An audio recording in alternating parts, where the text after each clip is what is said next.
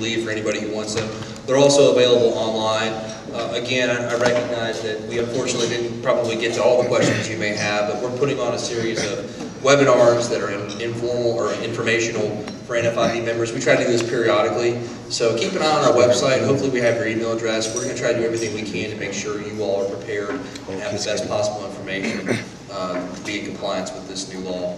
I would like to welcome up our next speaker, Senate President David Shafer. Senator Shafer was recently elected by his peers as the Senate President to help lead the Republican caucus in the Senate and the Senate as a whole, as the Republicans have a strong majority in the Senate. I think 2/3 majority now. Senator Shafer has been a tremendous friend of small business over his career. He's the former executive director of the Republican Party, and most importantly, he's a business owner himself, so he understands what you all go through on a daily basis, and he's a great ally of ours at the Capitol. So please join me in welcoming Senator David Shafer.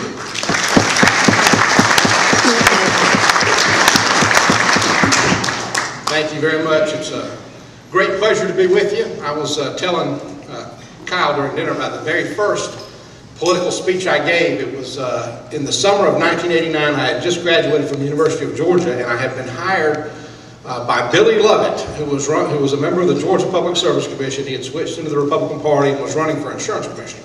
And he hired me as his driver. And on the very first day on the job, I was to pick him up at the Public Service Commission offices and drive him to a speech in South DeKalb County.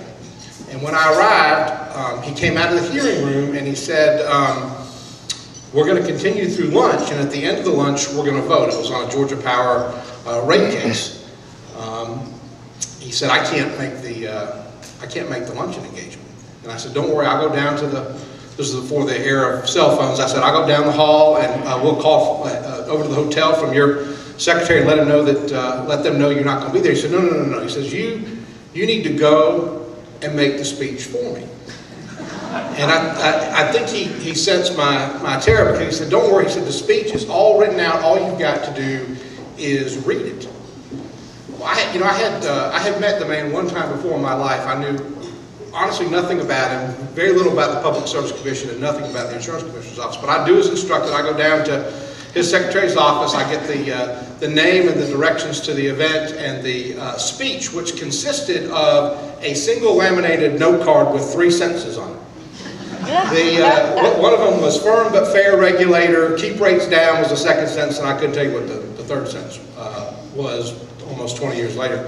And she scribbled out the name of the group. It was the DeKalb Association of Life Underwriters. And for those of you who don't know, a life underwriter is someone who sells life insurance. Well, I looked at her handwriting, and I thought she had written out the DeKalb Association of Undertakers. And so I'm driving from the PSC offices to the Holiday Inn off Snapfinger Woods Trail, and I'm trying to think of something that I could say to establish rapport with a group of people who I believe are funeral directors. Well, I get there, I get the world's, they're surprised that the actual speaker's not there. I get the world's worst introduction to speakers canceled. This young man will be speaking in this place. I stand up and I start with a joke I had remembered about funeral homes from the Reader's Digest, and not a single person laughed. And it occurred to me sometime later that people who are in the business of selling life insurance, the whole subject of death and dying is a little sensitive. But when you tell a joke that no one laughs at, it sort of throws you. That no one laughs at, it sort of throws you off your speech. The only other thing that I could remember was, in my limited life experience as a 21-year-old person, was my church youth group when I was in high school had gone through a 12-week course on death.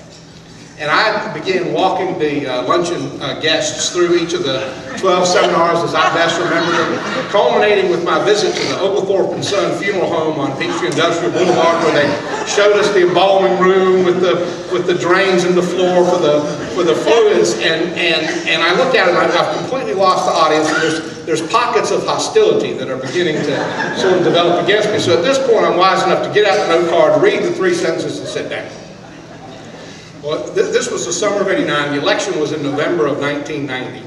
So a year and a half later, I get sent to the It's the weekend before the election. I get sent to the Georgia Society of Life Underwriters meetings. It was at a hotel near Lenox Square. I wasn't a speaker, but I was there on behalf of the campaign, and they recognized me. And a guy came up to me afterwards, and he said, "I remember you. You spoke to our DeKalb Life Underwriters group the summer before last." And I sort of nodded and smiled. He said, "You really do work for the campaign." He said, "We were convinced for the longest time that you had been sent there to sabotage him." But I start with the advantage, obviously, of knowing the group that I'm speaking to. Ben Satterfield, a longtime friend of mine, I know has been one of the stalwart members of the National Federation of Independent Business. I was introduced to the group in high school. Bert Fridlin, who was your longtime state director, was one of my advisors in the high school junior achievement program. And so I've long been familiar with your work, and have always tried to align myself in my legislative service with the objectives that you're trying to pursue. Our most important and really only constitutionally required responsibility when we're in session is to adopt a budget that is balanced. And that is where much of our focus has been. We've had several years of declining revenues. We passed a budget in 2007 that spent almost $22 billion, and we will adopt a budget this year that spends maybe $17 billion.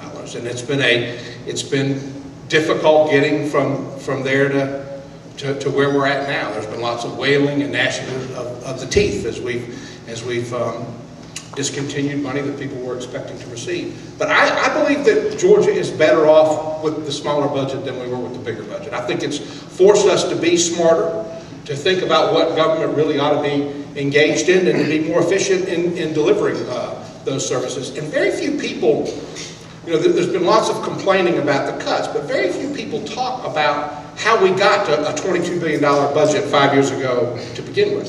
1992, the population of this state was 5.9 million people, and the budget for state government that year was $5.9 billion. That's $1,000 for every man, woman, and child to provide the people of this state with the benefit of state government.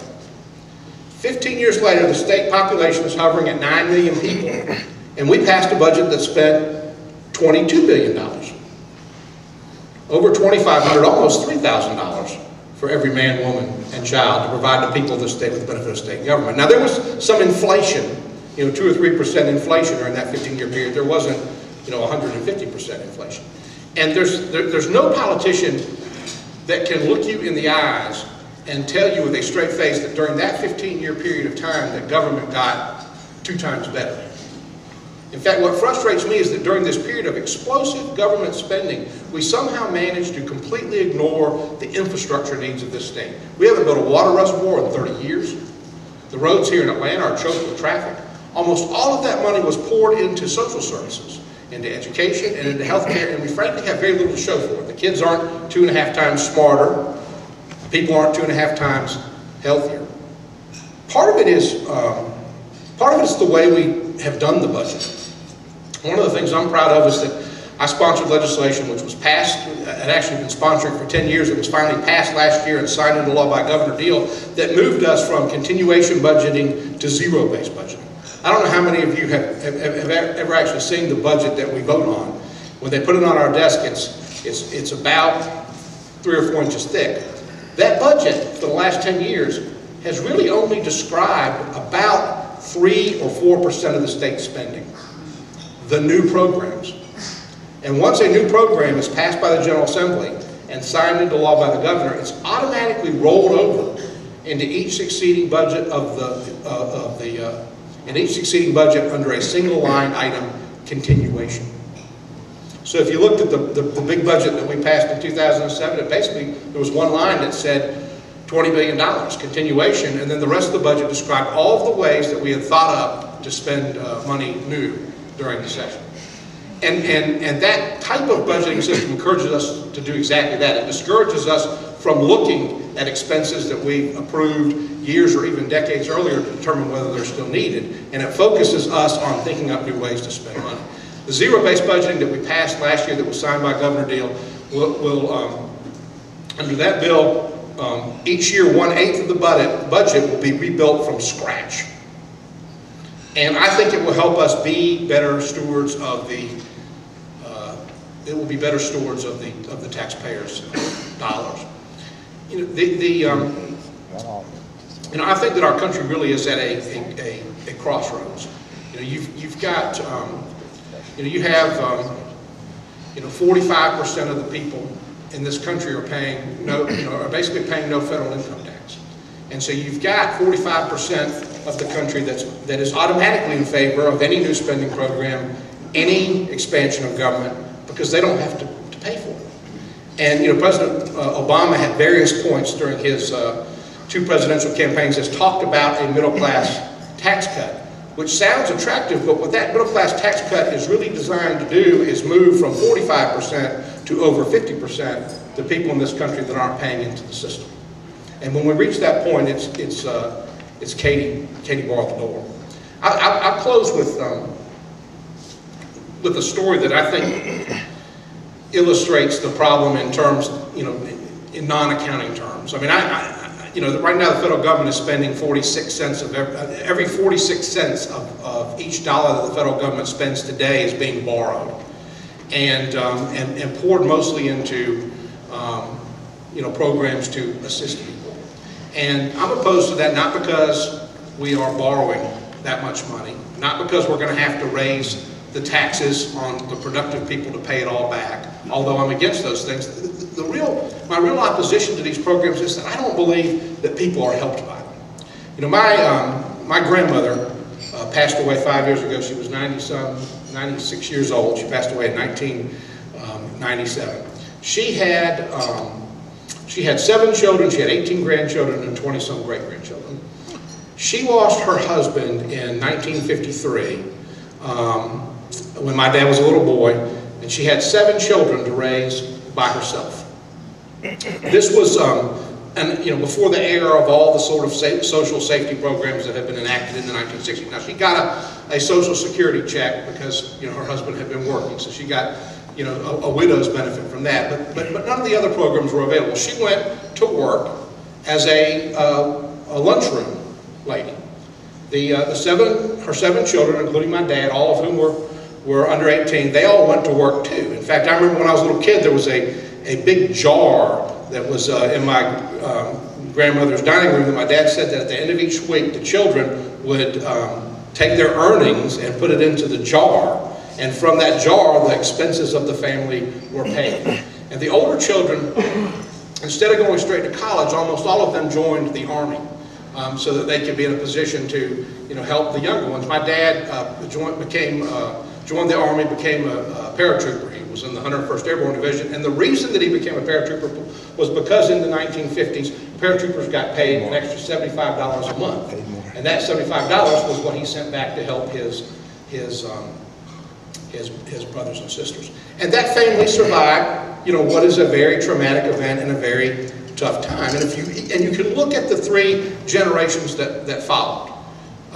You know, there's no astronauts or Fortune 5 CEOs in the group, but I mean, there's a wide range of occupations. That, you know, my uncles, we had everything from a heavy equipment operator to a college professor. But all of them were productive members of society. All the generations, with the exception, really, I guess, of the college professor and the politician. All of them productive members of society.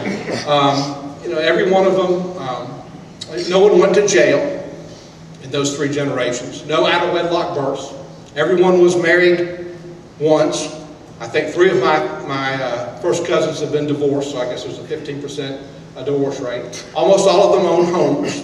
I'm not entirely sure of that, but I think that they all do. You basically have from a family that was traumatized and thrown to the margins of society, you basically have 3 generations of gainfully employed, law-abiding, home-owning individuals raising children in intact families. Now, I want you to think for just a minute, and there's really no answer to this question, but I want you to think about it for just a minute. What if in the 1950s that the federal government had been a lot more generous? And when Grandma Shafer lost her husband, if they had immediately rushed to her assistance by moving that family into a housing project? And what if they had given her food stamps?